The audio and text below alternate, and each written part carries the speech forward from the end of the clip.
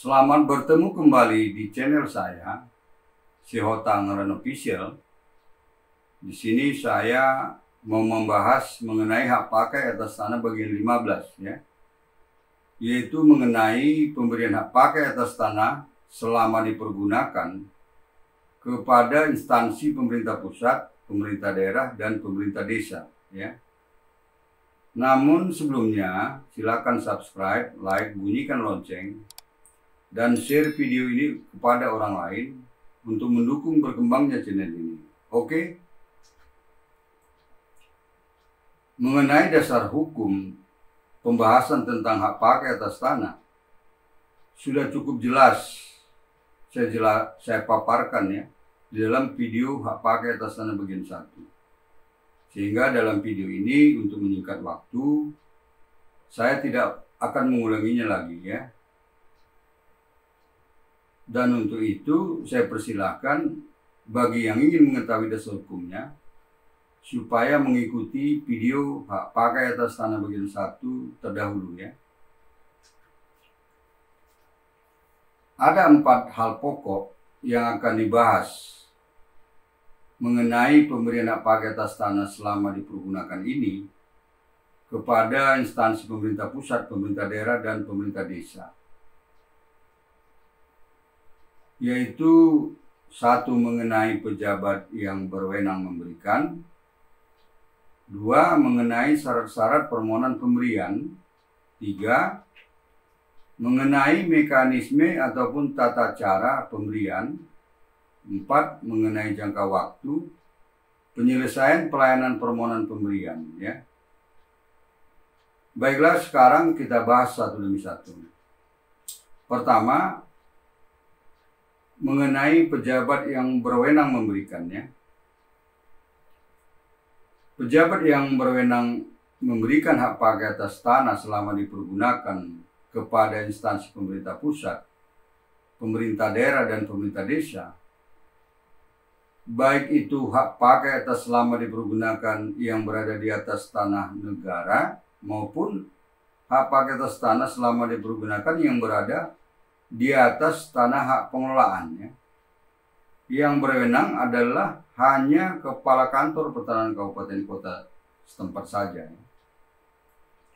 Dan kewenangan ini meliputi semua luasan tanah ya. Kedua, mengenai syarat-syarat pemberian ya. Mengenai syarat-syarat pemberian ini saya bagi 2. 1, syarat-syarat permohonan pemberian hak pakai atas tanah selama dipergunakan kepada instansi pemerintah pusat, pemerintah daerah, dan pemerintah desa di atas tanah negara ya. Di atas tanah negara. Apa syarat-syaratnya ya? Syarat-syaratnya adalah A. Fotokopi identitas pemohon berupa KTP atau fotokopi identitas pemohon berupa KTP berikut fotokopi identitas kuasa berupa KTP dan surat kuasa ya, apabila dikuasakan ya. Atau ketentuan, maksud kami peraturan perundang-undangan mengenai dasar pembentukan lembaga pemerintah yang bersangkutan ya. B. Syarat berupa asli bukti perolehan tanah atau dasar penguasaan tanah ataupun alas hak tanah ya. Ini dapat berupa sertifikat atas tanah, akta pemindahan hak, akta atau surat bukti pelepasan hak, surat penunjukan atau pembelian kapling, surat keputusan pelepasan kawasan hutan, risalah lelang, putusan pengadilan, atau surat bukti perolehan tanah lainnya yang sah ya. Atau jika perolehan tanahnya adalah hasil kegiatan pengadaan tanah bagi pembangunan untuk kepentingan umum, maka alas saknya adalah berita acara penyerahan hasil pengadaan tanah sesuai dengan peraturan perundang-undangan ya. Seterusnya, jika bukti perolehan tanah atau dasar penguasaan tanah atau alas hak tanah tidak ada sama sekali, maka alas haknya didasarkan pada penguasaan fisik atas bidang tanah yang dimohon, ya. Mengenai ini dituangkan di dalam surat pernyataan penguasaan fisik bidang tanah atau SPV EBT atau SP2 EBT dari yang bersangkutan, ya, yang diperbuat di bawah tangan, yang disaksikan oleh paling sedikit 2 orang saksi dari lingkungan setempat yang mengetahui riwayat tanah, ya. Dan saksi ini tidak mempunyai hubungan keluarga dengan pemohon yang bersangkutan, ya. Serta surat pernyataan atau SPPBT atau SP2BT ini harus pula diketahui oleh kepala desa ataupun lurah setempat, ya. C. Syarat berupa surat pernyataan penguasaan aset, ya. D. Syarat berupa daftar dan peta perolehan tanah, ya. Ini diperlukan apabila perolehan tanah ataupun permohonan lebih dari 5 bidang tanah. E. Syarat berupa dokumen perizinan, ya, yaitu perizinan berupa kesesuaian kegiatan pembuatan ruang atau KPPR, ya, dan atau surat izin penunjukan penggunaan tanah, penetapan lokasi apabila perolehan tanah berasal dari kegiatan pengadaan tanah bagi pembangunan untuk kepentingan umum, dan atau perizinan berusaha pelaksanaan reklamasi, ya, apabila tanah yang dimohon merupakan tanah negara yang berasal dari reklamasi, ya. F. Syarat berupa dokumen perencanaan peruntukan, penggunaan dan pemanfaatan tanah. G. SPPT PBB tahun berjalan atau surat pemberitahuan pajak terhutang, pajak bumi dan bangunan tahun berjalan, ya. H. Syarat berupa bukti SSP PPH sesuai dengan ketentuan, ya. 2. Syarat-syarat permohonan pemberian hak pakai atas tanah selama dipergunakan di atas tanah hak pengelolaan, ya, kepada instansi pemerintah pusat, pemerintah daerah, dan pemerintah desa. Apa saja syaratnya? Syarat-syaratnya yaitu A. Fotokopi identitas pemohon berupa KTP atau fotokopi identitas pemohon berupa KTP beserta fotokopi identitas kuasa berupa KTP dan surat kuasa apabila dikuasakan, ya. Kemudian peraturan perundang-undangan mengenai pembentukan lembaga pemerintah yang bersangkutan. B.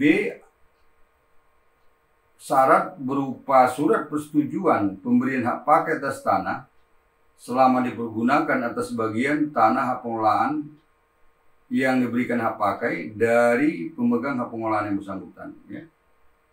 C. Syarat berupa surat pernyataan penguasaan aset. D. Syarat berupa daftar dan peta perolehan tanah apabila perolehan tanah ataupun permohonan lebih dari 5 bidang tanah, ya.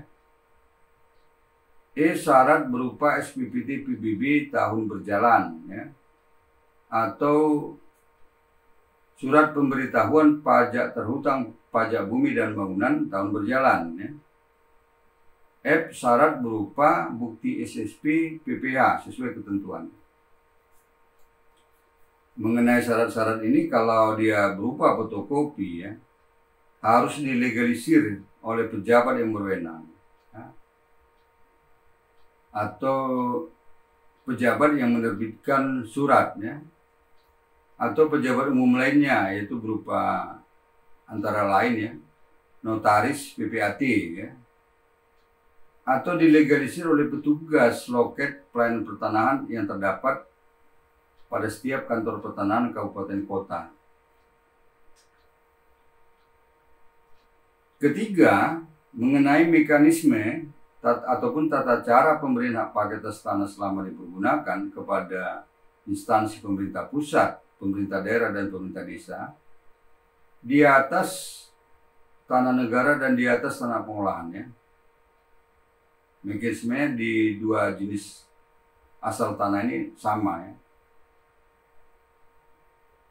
Mekanismenya terdiri beberapa tahap ya. Yaitu tahap pertama,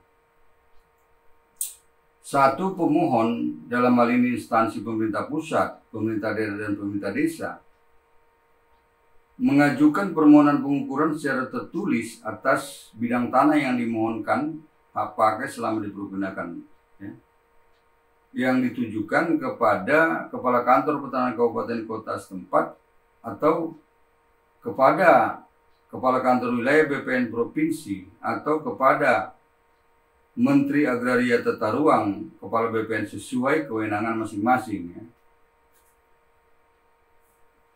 Permohonan pengukuran ini dibubuhi materi cukup dan ditandatangani oleh pemohon atau kuasanya ya. Juga di dalam permohonan ini harus dilampirkan persyaratan yang diperlukan ya,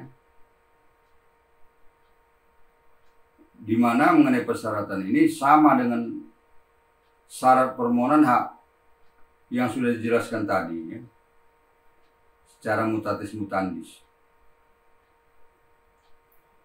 Dalam kaitan dengan permohonan pengukuran ini, pemohon dikenakan biaya untuk membayar PNBP untuk biaya pengukuran ya, sesuai dengan ketentuan peraturan perundang-undangan ya. Juga pemohon dibebankan atau harus menanggung-jawabi transport dalam pelaksanaan pengukuran ke lapangan ya. Dua, setelah permohonan pengukuran memenuhi persyaratan lengkap dan telah dibayar biaya PNBP pengukurannya sesuai ketentuan peraturan perundang-undangan, maka petugas pengukuran ataupun juru ukur dari kantor pertanahan kabupaten kota yang bersangkutan atau dari kantor wilayah BPN provinsi yang bersangkutan atau dari Kementerian Agraria Tata Ruang kepala BPN sesuai kewenangannya masing-masing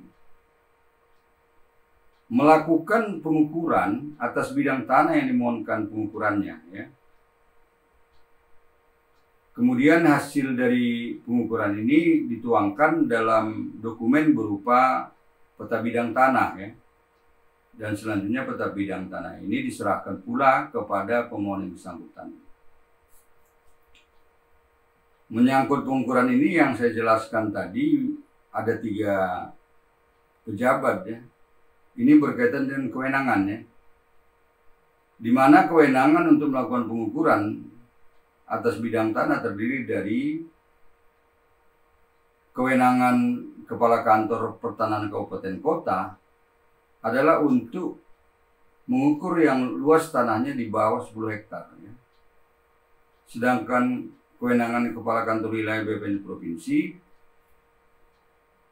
adalah untuk melakukan pengukuran bidang tanah yang luasnya 10 hektar sampai dengan tidak lebih dari 1000 hektar ya. Kemudian selebihnya merupakan kewenangan Kementerian Agraria Tata Ruang Badan Pertanahan Nasional atau jelasnya untuk melakukan pengukuran di atas 1000 hektar dan seterusnya ya. Tahap kedua dalam mekanisme adalah sebagai berikut ya.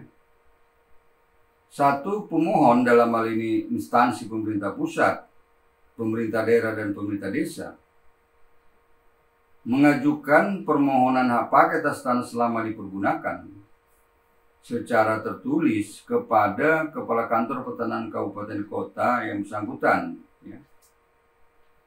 Dan untuk permohonan ini harus dilampirkan persyaratan permohonan yang telah disebutkan tadi ya.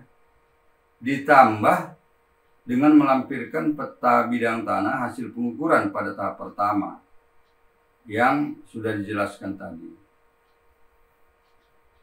Dua, setelah menerima berkas permohonan hak pakai atas tanah selama dipergunakan tersebut, maka Kepala Kantor Pertanahan Kabupaten Kota yang bersangkutan melalui petugas yang ditunjuk atau petugas terkait melakukan pemeriksaan atau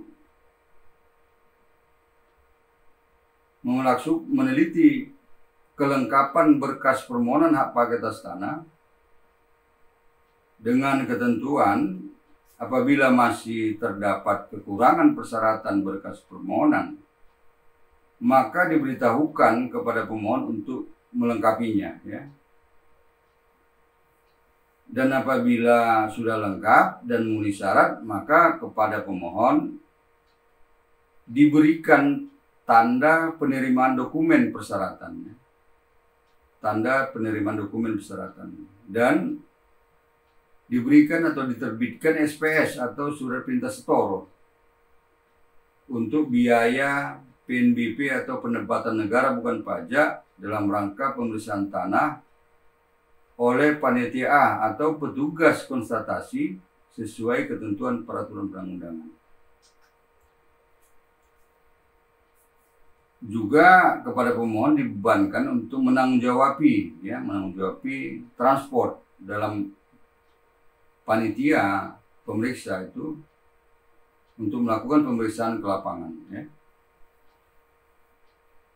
3, setelah berkas permohonan yang diterima tersebut sudah lengkap dan pemohon telah pula membayar biaya PNBP pemeriksaan tanah sesuai ketentuan peraturan perundangan, maka Kepala Kantor Pertanahan Kabupaten Kota melakukan atau maksud kami melalui panitia pemeriksaan tanah atau panitia A atau melalui petugas konstatasi melakukan pemeriksaan ke lapangan, ya, atas tanah yang dimohonkan hak pakai selama dipergunakan. Pemeriksaan itu meliputi dari aspek yuridis maupun dari aspek fisik, ya. Serta hasil dari pengukuran pemeriksaan itu dituangkan dalam risalah panitia pemeriksaan tanah A, ya, atau risalah pemeriksaan tanah atau constatering report dengan ketentuan apabila dari hasil pemeriksaan tanah ternyata masih terdapat ketidaksesuaian data fisik dan data yuridis, maka hal ini diberitahukan kepada pemohon, ya. Sedangkan apabila dari hasil pemeriksaan tanah telah sesuai data yuridis dan data fisik atau telah memenuhi syarat, maka Kepala Kantor Pertanahan Kabupaten Kota menindaklanjutinya dengan menerbitkan surat keputusan pemberian hak pakai atas tanah selama dipergunakan atas nama pemohon, dalam hal ini instansi pemerintah pusat, pemerintah daerah, atau pemerintah desa, ya. Pemerintah daerah di sini adalah terdiri dari pemerintah provinsi dan pemerintah kabupaten kota, ya. Atau Kepala Kantor Pertanahan Kabupaten Kota menerbitkan SK penolakan atas permohonan hak pakai atas tanah selama dipergunakan, ya, disertai alasan-alasan penolakannya, ya.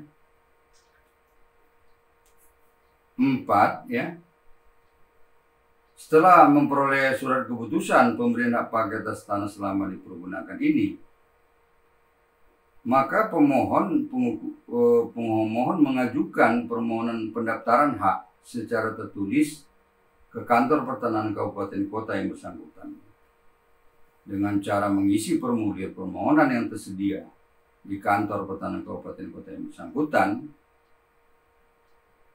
yang ditandatangani di atas meterai yang cukup oleh pemohon atau kuasanya. Dan juga dalam pendaftaran ini pemohon harus membayar biaya PNBP pendaftaran di loket pelayanan pertanahan Kantor Pertanahan Kabupaten Kota yang bersangkutan, ya. Dengan permohonan pendaftaran ini harus pula dilampirkan syarat berupa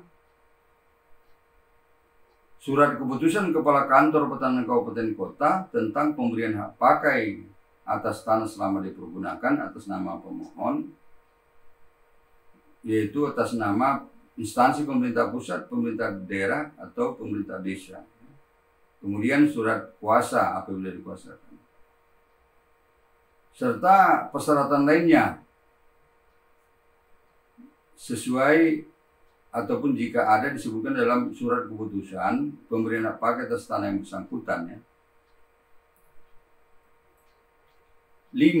Apabila syarat permohonan pendaftaran hak pakai atas tanah selama dipergunakan sudah lengkap, maka Kepala Kantor Pertanahan Kabupaten Kota yang bersangkutan menandatangani dan menerbitkan sertifikat hak pakai atas tanah selama dipergunakan atas nama pemohon, atau atas nama instansi pemerintah pusat, pemerintah daerah, atau pemerintah desa yang selaku pemegang hak pakai atas tanah selama dipergunakan.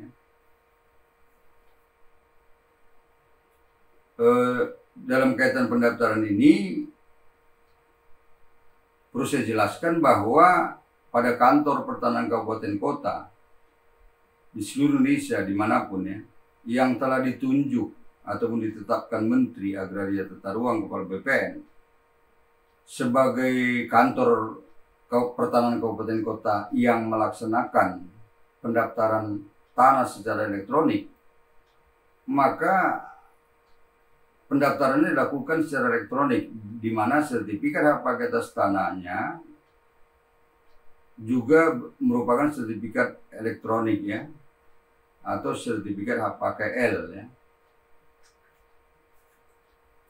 Keempat, mengenai penyelesaian pelayanan permohonan pemberian hak pakai atas tanah selama dipergunakan secara manual kepada instansi pemerintah pusat, pemerintah daerah, dan pemerintah desa di atas tanah negara dan di atas tanah pengolahan. Jangka waktunya ditetapkan sebagai berikut. Selama 38 hari untuk tanah pertanian yang luasnya tidak lebih dari 2 hektar dan untuk tanah non pertanian yang luasnya tidak lebih dari 2000 meter persegi, kecuali tanah bekas HGU. Kemudian selama 57 hari untuk tanah pertanian yang luasnya lebih dari 2 hektar dan untuk tanah non pertanian yang luasnya lebih dari 2000 meter persegi sampai dengan 150.000 meter persegi atau 15 hektar. Kemudian selama 97 hari untuk tanah non pertanian yang luasnya lebih dari 150.000 meter persegi atau lebih dari 15 hektar. Jelas ya? Demikian, semoga bermanfaat. Selanjutnya dipersilakan membuat komentar dan atau pertanyaan melalui kolom komentar dalam YouTube ini atau WA 081251240000 atau email harlen@gmail.com yang nanti pada kesempatan pertama akan saya jawab dan atau saya jadikan materi dalam video saya berikutnya. Sampai jumpa. Terima kasih.